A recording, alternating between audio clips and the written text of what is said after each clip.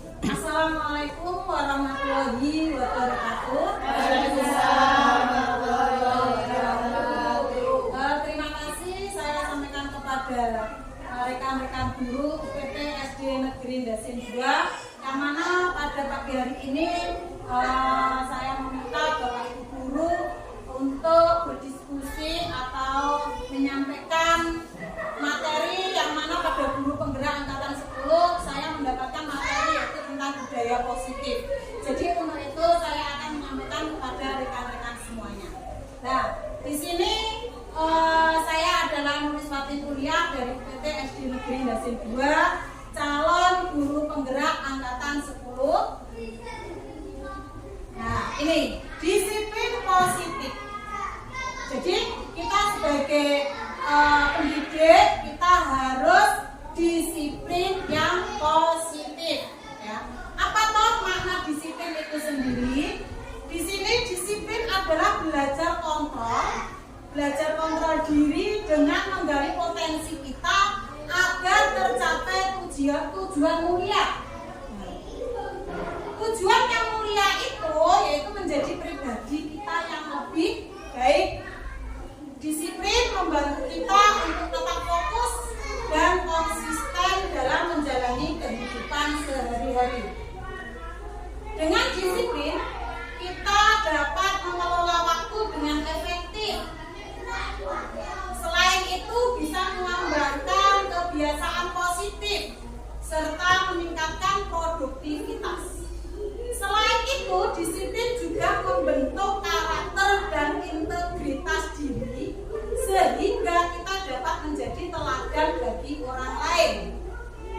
Oleh karena itu, dengan memahami makna sejati disiplin, kita dapat mencapai potensi terbaik dalam diri kita dan meraih kesuksesan yang hakiki. Itulah makna disiplin. Jadi disiplin itu bisa menjadikan kita menjadi suatu kepribadian setiap hari yang kita lakukan itu dari jiwa kita, dari jiwa diri kita sendiri, bukan dari orang lain. Jadi disiplin itu prinsipnya adalah dari kita sendiri, bukan dari orang lain. Oke, kita lanjutkan.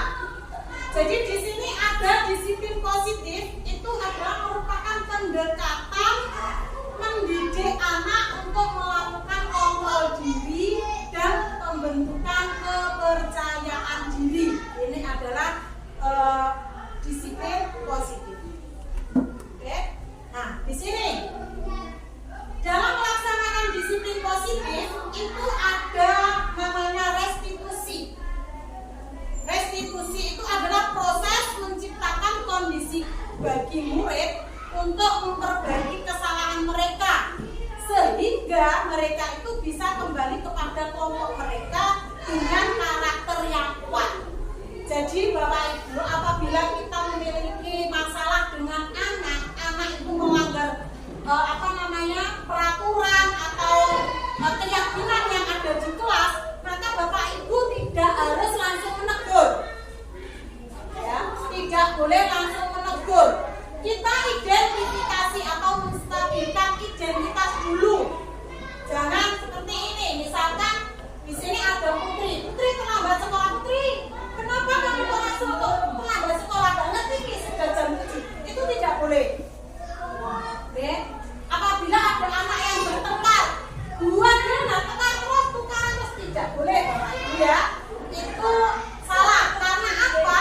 Karena ketika Bapak Ibu melakukan seperti itu akan terkenang atau sampai kapanpun itu akan betul akan didarani guru galak dan dia akan mengenang apa yang diucapkan oleh Bapak Ibu guru. Jadi salah satu atau langkah-langkah untuk menstabilkan anak itu dengan restitusi. Ada 3 langkah. Yang pertama adalah menstabilkan identitas, kemudian memvalidasi tindakan, dan yang ketiga adalah menanyakan keyakinan. Yang pertama yaitu menstabilkan identitas. Menstabilkan identitas itu bagaimana? Nah, duduk, ditanya kenapa kamu terlambat, alasannya apa kamu terlambat, itu adalah identitas atau menstabilkan identitas. Setelah itu, setelah ditanya, didudukkan dulu ya sebelum ditanya. Setelah itu validasi tindakan. Oke. Validasi tindakan itu bagaimana? Validasi tindakan itu ketika mengidentitas tadi, menstabilkan identitas tadi, ditanya anak tersebut ya, kenapa, alasanmu kenapa kok sering terlambat, alasanmu kenapa kok sering tidak mengerjakan PR. Itu nanti anak akan muncul jawaban-jawaban dari anak-anak tersebut. Jadi anak itu bisa mengetahui alasan-alasan. Nah, ketika anak tersebut itu mengetahui apa yang dilanggar tadi, ya, dia tahu, oh yo aku nek melakukan seperti ini itu salah. Berarti itu yang dinamakan dengan menanyakan keyakinan. Misalkan negara dalam PR itu mungkin jadi bener atau ora toh. Nah, itu adalah menanyakan keyakinan. Nah, itu cara menggunakan restitusi atau hukuman terhadap anak. Jadi tidak langsung buat itu karena tidak boleh ya. Kita panggil, kita dudukkan, kita gunakan apa tadi restitusi. Kemudian kita lanjut. Nah, ciri-ciri. Nah, ini ciri-ciri restitusinya. Yang pertama adalah menebus kesalahan, bahwa anak tersebut itu nanti dia akan merasa bersalah itu dia menebusnya dengan apa? Nah, anak tersebut pasti akan minta maaf dan sebagainya. Itu dia menebusnya dengan apa? Nah, anak tersebut pasti akan minta maaf dan sebagainya. Tapi kalau bapak ibu langsung menghukum anak, bagaimana? Tidak ada kata maaf.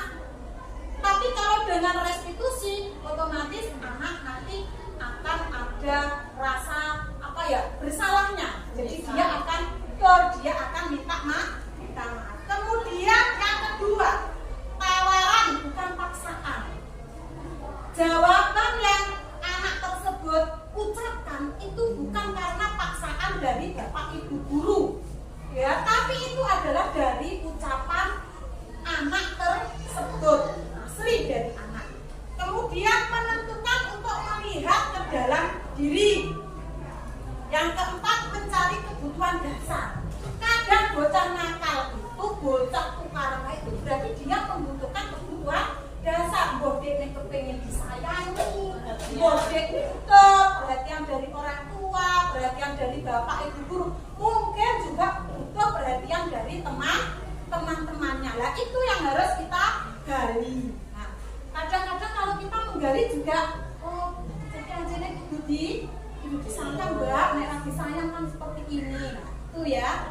Kemudian fokus pada karakter, bukan tindakan. Karakter kita adalah sebagai pendidik, jadi jangan sekali-kali melakukan tindakan. Tuh. Kemudian fokus pada solusi. Solusinya bagaimana? Kemudian yang terakhir adalah mengembalikan murid yang salah pada kelompoknya. Biar ketika anak tersebut sudah kita melakukan restitusi, akhirnya jangan sampai anak tersebut itu merasa terhindar. Masukkan saja di dalam kelompoknya, misalkan kelas 6 ya harus masuk di kelas 6 biar tidak jadi bully-bullyan. Itu yang harus dipahami oleh Bapak Ibu. Lanjut, ini keyakinan kelas. Ini di SDN Dasen 2, saya yakin Bapak Ibu guru ketika masuk kelas, ketika mau memberi pembelajaran, saya yakin belum menggunakan keyakinan kelas, terutama saya sendiri. Ya, keyakinan kelas itu apa? Di sini keyakinan kelas adalah merupakan salah satu sikap disiplin positif yang dapat kita terapkan dalam membangun budaya positif di sekolah. Kita biasakan, kita dalam lingkup kecil saja kita di kelas. Kalau di sekolah itu kan banyak, ada kelas 1, kelas 4, kelas 5, kelas 6. Satu warga sekolah. Ya. Kalau satu warga sekolah itu bagaimana membuat disiplin positif? Ya kita atau bapak ibu guru harus memberikan satu pendapat, satu persepsi, dan itu harus kita lakukan bersama-sama. Tapi kalau hanya satu guru yang melakukan disiplin positif, saya yakin tidak akan berjalan. Ya. Nah, ini salah satunya kita lakukan besok. Harapan saya di tahun ajaran baru Bapak Ibu guru, sebelum pembelajaran anak-anak disuruh membuat keyakinan kelas. Mulai dari masuk, tepat, waktu, itu termasuk keyakinan kelas. Jadi anak-anak disuruh menulis, ya, disuruh menulis. Ayo kita membuat keyakinan kelas. Keyakinan kelas itu seperti apa toh Bu? Nanti Bapak Ibu guru bisa menjelaskan. Misalkan ada lagi waktu masuk sampai dengan pulang sekolah harus bersih untuk kelasnya, ya, kelas harus bersih. Itu salah satu yang luar biasa, itu yang bagus itu. Bukan hanya masuk dan pulang saja, tapi ketika pembelajaran setelah istirahat harus mengkondisikan ke kelas juga harus tetap bersih. Terus ada lagi, selama pembelajaran dilarang untuk bertengkar, bermain kan kita membebaskan anak, terserah anak mau. Yang ada selanjutnya, ada anak-anak ketika mau kencing, mau ke belakang, tidak izin. Nah, itu juga bisa digunakan sebagai keyakinan kelas. Nah, tuh. Kita lanjut. Jadi keyakinan kelas dibuat berdasarkan curah pendapat dari semua warga kelas. Nilai-nilai kebajikan yang diyakini bersama dituliskan, kemudian dirumuskan dengan lebih abstrak dan menjangkau semua kebutuhan dasar dari setiap warga sekolah. Nah, nilai-nilai kebajikan ini pun juga kita terapkan dalam P5, yaitu pelajar Pancasila. Ya, pelajar Pancasila, coba ada apa saja profil pelajar Pancasila? Pelajar Pancasila beriman dan bertakwa pada Tuhan Yang Esa dan berakhlak mulia, berkebinekaan global, gotong royong mandiri, kreatif dan bernalar kritis. Itu juga masuk di dalam nilai-nilai kebajikan. Ini sudah tadi saya singgung. Untuk kebutuhan dasar manusia itu ada 5.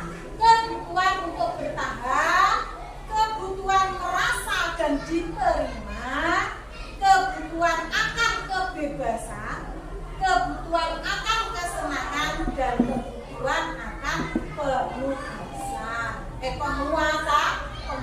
Dari kelima kebutuhan ini harus kita terapkan kepada anak didik kita. Oke, nih, ketika Bapak Ibu dalam melakukan pembelajaran di sekolah, ada 5 posisi kontrol. Yang pertama adalah pembukti kontrol. Yang pertama adalah penghukum, membuat rasa bersalah sebagai teman, pemantau, dan manajer. Dari kelima ini, kira-kira yang membuat anak itu akan terbawa sampai besok itu kira-kira yang mana? Betul, penghukum. Nih, jadi penghukum itu nanti bisa apa ya? Anak-anak itu aku dihukum menulis itu nanti akan terasa sampai kapanpun dia punya anak pun itu masih terasa. Itulah yang harus kita hindari.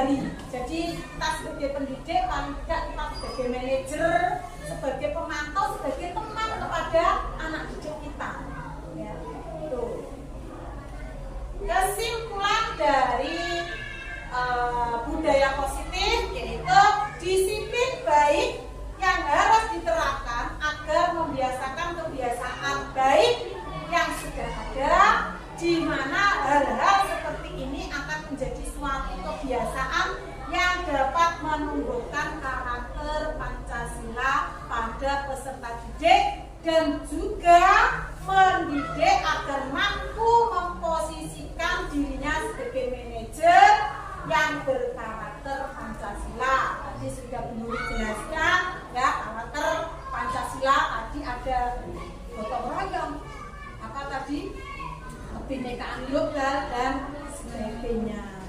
Tuh ya. Terima kasih. Jadi itu yang Bu Nuri sampaikan kepada teman-teman. Bila ada salah atau kata-kata saya dalam mempresentasikan budaya positif, saya mohon maaf dan saya akhiri. Assalamualaikum warahmatullahi wabarakatuh.